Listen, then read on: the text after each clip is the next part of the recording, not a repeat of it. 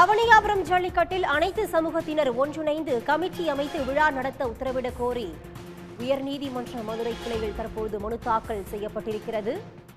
நாளை ஆட்சியர் அலுவலகத்தில் நடைபெறும் அமைதி பேச்சுவார்த்தையை முழுமையாக வீடியோ பதிவு செய்ய ஆணையானது தற்போது பிறப்பிக்கப்பட்டிருக்கிறது. பேச்சுவார்த்தையை முழுமையாக வீடியோ பதிவு செய்து அறிக்கை தாக்கல் செய்ய உயர்நீதிமன்ற மதுரை கிளை உத்தரவு பிறப்பித்திருக்கிறது. அண்மை செய்தியாக பார்த்துக் கொண்டிருக்கிறோம். பேச்சுவார்த்தையை முழுமையாக வீடியோ பதிவு செய்து அறிக்கை தாக்கல் செய்ய உயர்நீதிமன்ற மதுரை கிளை உத்தரவு பிறப்பித்திருக்கிறது. மதுரையை சேர்ந்த முனியசாமி உள்ளிட்டோர் உயர்நீதிமன்ற மதுரை கிளையில் பொதுநல மனு தாக்கல் செய்யப்பட்டிருக்கின்றனர்.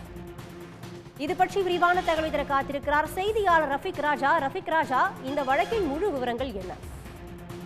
நிச்சயமாக தமிழர்களின் பாரம்பரிய ஜல்லிக்கட்டு போட்டி வருகின்ற பொங்கல் என்று மதுரை அவுனியாபுரத்தில் துவங்க உள்ளது. அவுனியாபுரத்தை தொடர்ந்து பாலமேடு மற்றும் அலங்காநல்லூர் ஜல்லிக்கட்டுகள் தொடர்ந்து 3 நாட்கள் நடைபெற உள்ளது.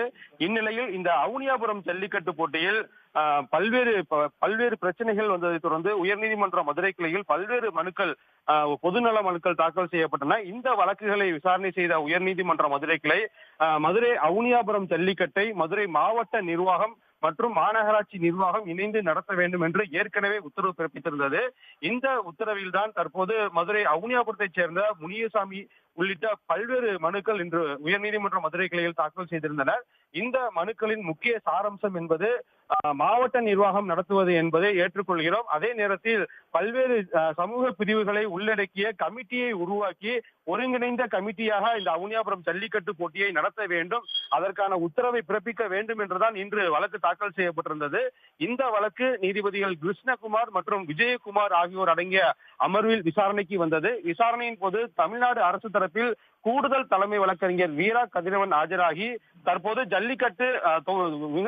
ஜல்லிக்கட்டுக்கான அனைத்து ஏற்பாடுகளும் செய்யப்பட்டு விட்டது.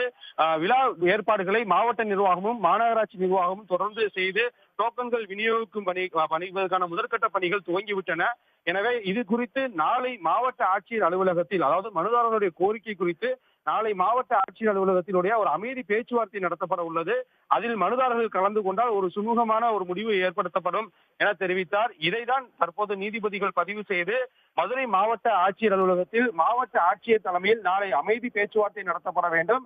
இதில் மனுதாரர்கள், அதாவது அனைத்து கமிட்டியும் சேர்த்து மனுதாரர்களையும் சேர்த்து கமிட்டி அமைக்க வேண்டிய சொல்லக்கூடிய அனைத்து மனுதாரர்களையும் அழைத்து அமைதி பேச்சுவார்த்தை நடத்த வேண்டும் என்று உத்தரவிட்ட நீதிபதிகள் இந்த அமைதி பேச்சுவார்த்தையை முழுமையாக வீடியோ பதிவு செய்து அதன் அறிக்கையும் தாக்கல் செய்ய உத்தரவிட்டு வழக்கு விசாரணையை 11ஆம் தேதி ஒத்திவைத்துள்ளனர்.